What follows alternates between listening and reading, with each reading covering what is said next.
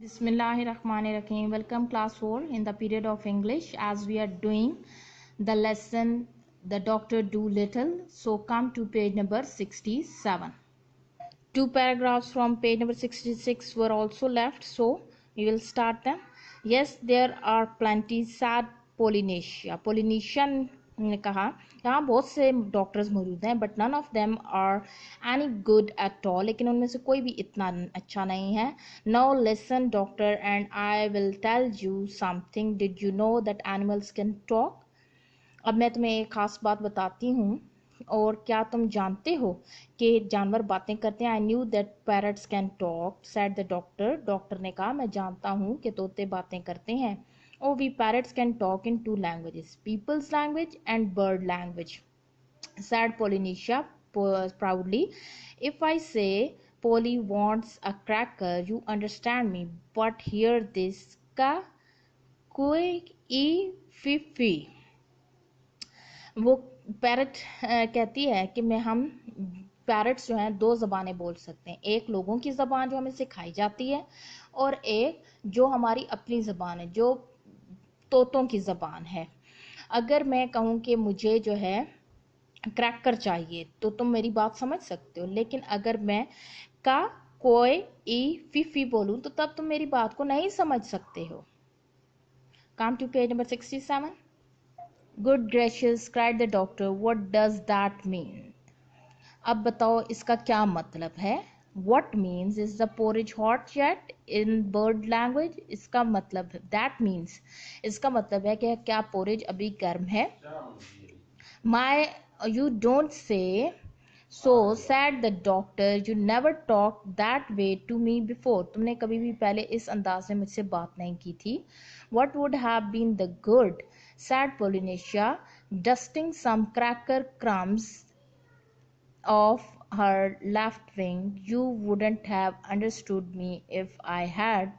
Tell me some more, said the doctor, all excited, and he rushed over to the dresser drawers and came back with the butcher's book and a pencil. No, don't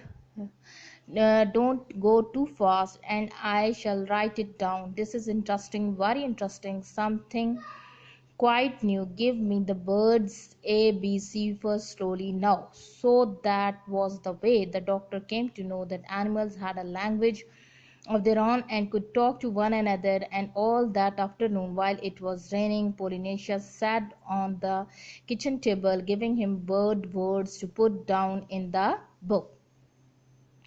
वो उससे कहता है कि तुमने इससे पहले तो कभी मुझे इस अंदाज में मेरे से बात नहीं की है.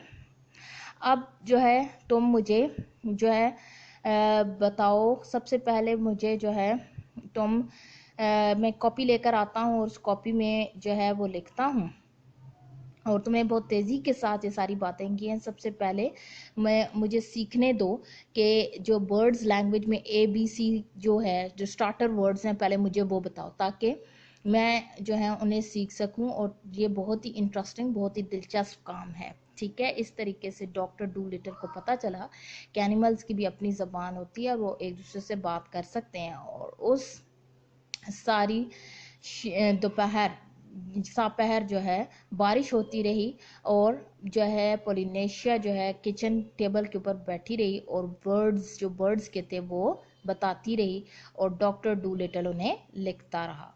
ठीक है जी, ये हमारी स्टोरी कंप्लीट होगी. अब हम एक्सरसाइज पर चलते हैं. Come to page number 69 for exercise. There is only one exercise that we have to do from this chapter and the exercise is about infinitives. Infinitives हम किन्हें कहते हैं? हमारे पास सेंटेंस सबसे पहले मौजूद है. She never came to see him anymore.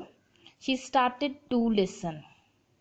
यहाँ पर दो आपको सेंटेंसेस मैंने बोले हैं और दोनों सेंटेंसेस में जो है अंडरलाइन जो आपके पास चीज़ है ये इन्फिनेटिव कहलाती है. और इस चीज़ को अगर आप गौर से देखें तो ये कॉम्बिनेशन है टू और first form of the verb का. टू के बाद जब first form of the verb लगती है तो इस कॉम्बिनेशन को, इस मजमूए को इन्फिनेटिव कहा जाता है. Usually infinitives have the word to in front of them. Sometimes an infinitive is the subject of a sentence. कभी कभार infinitive जो है किसी sentence का subject के तौर पे भी act करता है. जैसे यहाँ पे to work is difficult. to work यहाँ पर आपके पास subject भी है और infinitive भी है. Sometimes an infinitive is used as an object. और कभी कभार infinitive object के तौर पे भी यूज होता है. जैसे यहाँ पर एग्जाम्पल है, she tried to climb the steep hillside. अब यहाँ पर to climb जो ऑब्जेक्ट के तौर पे एक्ट कर रहा है. हमारे पास जो एक्सरसाइज नीचे गिवन है उसमें हमने क्या करना है, underline the infinitives in the following sentences. In some there is no infinitive. कुछ आपने infinitives को अंडरलाइन करना है अगर सेंटेंस के अंदर मौजूद है, और अगर नहीं है तो सेंटेंस को छोड़ देंगे. सेंटेंस नंबर ए है, The boy wanted to enter the playground. To enter आपके पास infinitive है, इसको अंडरलाइन करेंगे. बी सेंटेंस है, He tried to climb the high wall around the playground. To climb आपके पास infinitive है. सी सेंटेंस है, When he got to the top the park keeper saw him. इस sentence के अंदर कोई भी infinitive मौजूद नहीं है. टू के बाद फर्स्ट फॉर्म ऑफ वर्ब होनी चाहिए, जबकि यहाँ पे टू के बाद द आर्टिकल लगा है और टॉप आपके पास जो है वो एडजेक्टिव है. The keeper tried to catch him. Sentence number D में टू कैच आपका इन्फिनेटिव है, और last sentence he looked at the keeper and decided to jump. To jump आपका इन्फिनेटिव है. ठीक है जी, इस तरीके से हमारे पास जो द डॉक्टर डू लिटल है ये पूरा लेसन कंप्लीट हो गया है.